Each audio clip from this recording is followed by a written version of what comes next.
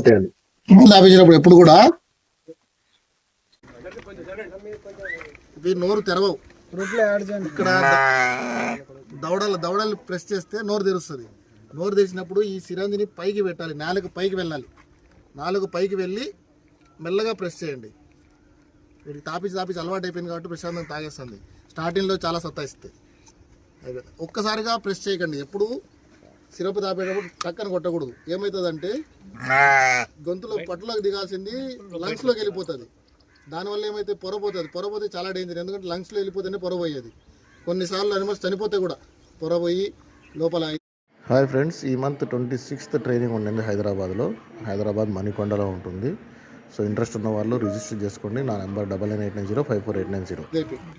So drenching ఎప్పుడు సిరంజిని పైకి పెట్టండి, నాలుగు పైన ఉండాలి. నాలుగు కింద ఉంటే ఏమైందంటే ఉమ్మేస్తాయి.